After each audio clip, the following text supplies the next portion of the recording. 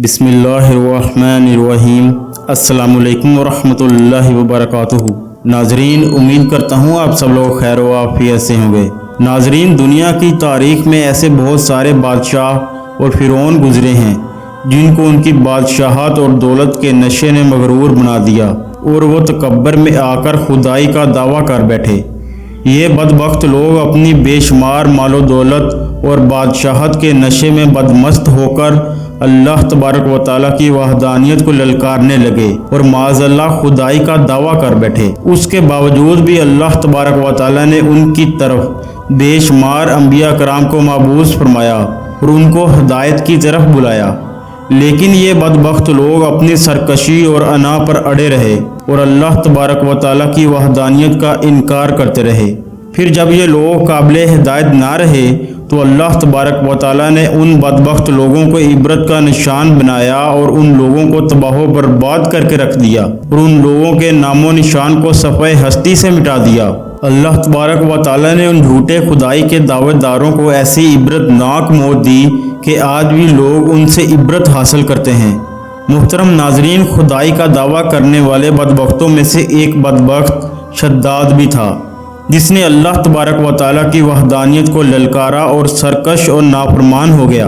मुहतरम नाजरीन, शद्दाद कौन था और किस तरह उसने अल्लाह तबारक व तआला की नाफरमानी की और खुदाई का दावा किया और किस तरह उसने दुनिया में अपनी जन्नत तैयार की और उसकी बनाई जाने वाली जन्नत कितने सालों में तैयार हुई और फिर अल्लाह तबारक व तआला ने उस बदबख्त को किस तरह दुनिया के लिए इबरत का निशान बनाया और उस बदबख्त का अंजाम क्या हुआ और फिर किस तरह मौत के फरिश्ते हज़रत इज़राइल अलैहिस्सलाम ने दर्दनाक तरीके से उसकी रूह कब्ज़ की। मुहतरम नाजरीन, इन तमाम तर सवालात के जवाबात हम आपके साथ इस वीडियो में शेयर करेंगे, लिहाजा कोशिश कीजिएगा कि इस वीडियो को एंड तक मुकम्मल ज़रूर देखिएगा। मुहतरम नाजरीन, शद्दाद उस कौम की नस्ल में से था जो दुनिया के सबसे ताकतवर तरीन कौम थी, जिसको कौमे आद कहा जाता है। कौमे आद के वाक़या को हमने इससे पिछली वीडियो में कवर किया है, लिहाजा हमारे चैनल पर जाकर आप उस वीडियो को भी देख सकते हैं। मुहतरम नाजरीन, उस कौम के बारे में अल्लाह तबारक व तआला कुरान पाक में इरशाद फरमाता है कि उनके जैसी कौम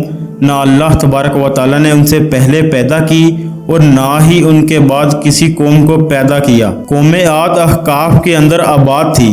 अहकाफ ऐसी जगह थी जहाँ रेत के बहुत ही बुलंदो बाला टीले थे और अहकाफ का ये इलाका यमन और ओमान के दरमियान बिखरा हुआ था। उस इलाके के अंदर कौमे आद 8,500 साल पहले आबाद थी। उस कौम पर अल्लाह तबारक व तआला का ये खास करम था कि अल्लाह तबारक व तआला ने उस कौम को दुनिया की सबसे ताकतवर कौम बनाया था। उसके साथ साथ अल्लाह तबारक व तआला ने उस कौम को सरसब्ज़ो शादाब बागात और वाफिर मिकदार में खेत अता फरमाए थे। उस कौम के पास बेशुमार जानवर थे और पीने के लिए मीठा पानी था। उसके अलावा भी अल्लाह तबारक व तआला ने उस कौम को बेशुमार नेमतों से नवाजा हुआ था। चुनाचे इस कदर मालो दौलत और नेमतों की फरावानी की वजह से ये कौम भटक गई और अल्लाह तबारक व तआला की नाफरमान कौम हो गई और ये बागी हो गए। उनकी हिदायत के लिए अल्लाह तबारक व तआला ने हजरत हूद अलैहिस्सलाम को उनकी तरफ माबूस फरमाया।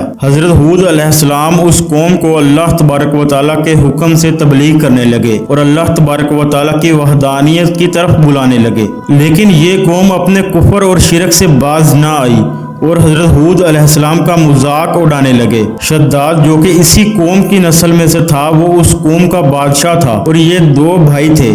रिवायात में आता है कि एक का नाम शद्दाद था और दूसरे का नाम शदीद था। शदीद पहले बादशाह बना और वो फौत हो गया।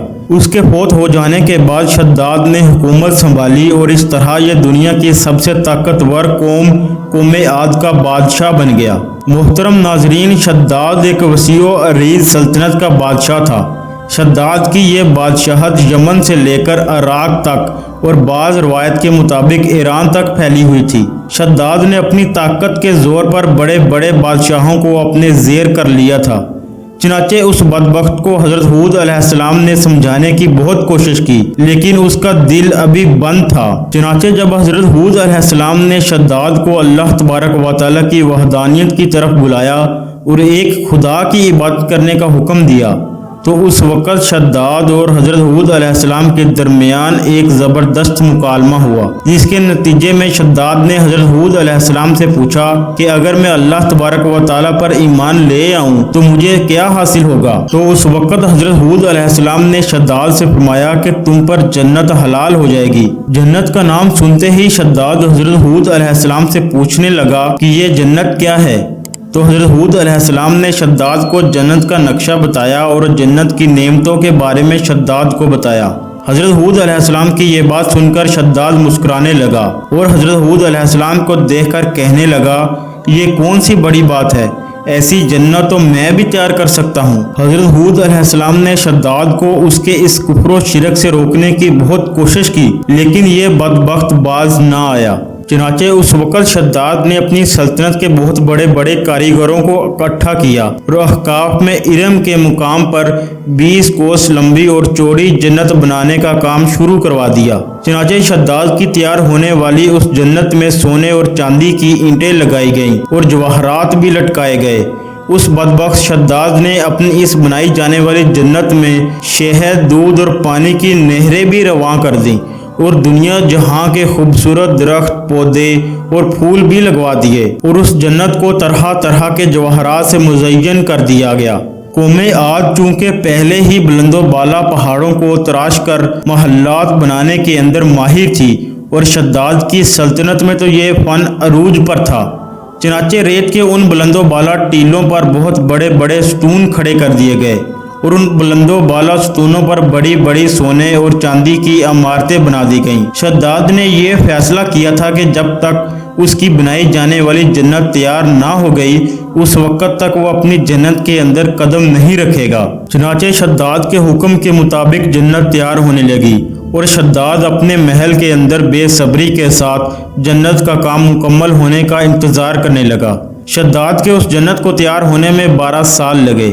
12 سال کے اندر جب یہ جنت مکمل تیار ہو گئی اور اس کو طرح طرح کے ہیرے جواہرات سے مزین کر دیا گیا اور طرح طرح کی خوبصورتی سے مزین کر دیا گیا، تو اس وقت شداد کو اس کی جنت کے تیار ہونے کا پیغام پہنچا دیا گیا۔ چنانچہ شداد جنت کے تیار ہونے کا پیغام سنتے ہی بہت خوش ہوا اور شداد اپنی جنت کو دیکھنے کے لیے اپنی فوج کو ساتھ لے کر جنت کی طرف نکل پڑا۔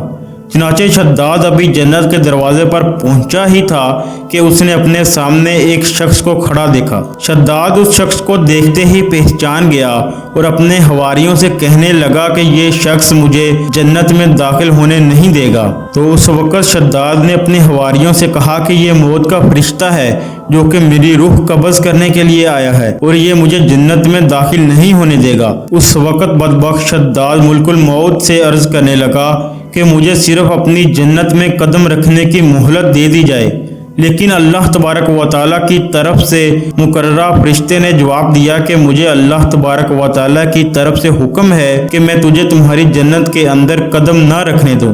شداد ملک الموت کے سامنے بہت رویا، لیکن ملک الموت نے اللہ تبارک و تعالیٰ کے حکم کی تعمیل کرتے ہوئے شداد کی روح قبض کر لی۔ چنانچہ شداد کی موت کے بعد حضرت جبرائیل علیہ السلام نے ایک زوردار چیخ ماری اور شداد کی بنائی ہوئی ساری جنتیں زمین کے اندر دھنس گئی اور غائب ہو گئیں۔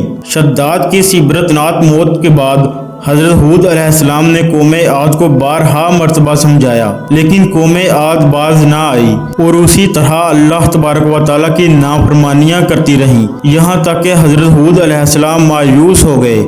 اس وقت جب قوم عاد قابل ہدایت نہ رہی تو اللہ تبارک و تعالیٰ نے حضرت ہود علیہ السلام کو حکم دیا کہ وہ اپنے ساتھیوں کو لے کر اس علاقے سے چلے جائیں۔ اللہ تبارک و تعالیٰ کا یہ حکم پاتے ہی حضرت ہود علیہ السلام نے اس وقت آخری مرتبہ اپنی قوم کو سمجھانے کی کوشش کی، لیکن وہ لوگ پھر بھی باز نہ آئے۔ تو حضرت ہود علیہ السلام اپنے ساتھیوں کو لے کر اس علاقے سے روانہ ہو گئے۔ چنانچہ ان کے جانے کے بعد اللہ تبارک و تعالیٰ نے قوم عاد پر خوفناک آندیاں مسلط کر دیں۔ اللہ تبارک و تعالیٰ کی طرف سے آنے والی وہ خوفناک آندیاں اور طوفان 7 راتیں اور 8 دن تک چلتی رہیں، یہاں تک کہ وہ پوری قوم اپنے بلند ستونوں اور سونے اور چاندی کی عمارتوں سمیت زمین کے اندر دھنسا دیے گئے اور غرق کر دیے گئے۔ اللہ تبارک و تعالیٰ نے اس قوم پر اس قدر دردناک عذاب نازل فرمایا کہ اس قوم کا نام و نشان تک نہ رہا۔ محترم ناظرین، جس وادی کے اندر بڑے بڑے بلند و بالا محلات تھے، وہ تمام کی تمام وادی ایک ہی صحرا کے اندر تبدیل ہو گئی۔ قوم عاد کے اس علاقے کو اللہ تبارک و تعالیٰ نے اس طرح زمین کے اندر غرق کر دیا کہ وہاں پر صرف اور صرف ریت کے ٹیلے باقی بچے اور کسی بھی چیز کا نام و نشان تک نہ بچا۔ محترم ناظرین، جو لوگ اور جو قومیں اللہ تبارک و تعالیٰ کے حکموں کی پاسداری نہیں کرتی، اللہ تبارک و تعالیٰ کے حکموں کو نہیں مانتی، تو اللہ تبارک و تعالیٰ انہیں ایسے ہی دردناک عذابوں میں ڈالتا ہے۔ لہٰذا ہمیشہ غرور اور تکبر جیسے گناہوں سے باز رہیں اور اللہ تبارک و تعالیٰ کے عذابوں سے ڈریں۔ محترم ناظرین، امید کرتا ہوں یقیناً یہ ویڈیو آپ کو ضرور اچھی لگی ہوگی۔ اگر یہ ویڈیو اچھی لگی ہے تو اس ویڈیو کو لائک ضرور کیجئے اور اس طرح کے مزید اسلامی معلوماتی ویڈیوز دیکھنے کے لیے ہمارے اس چینل کو سبسکرائب کر لیجئے تاکہ ہر نئی آنے والی ویڈیو آپ تک بر وقت پہنچ سکے۔ کومنٹ سیکشن میں اپنی رائے کا اظہار بھی ضرور کیا کریں۔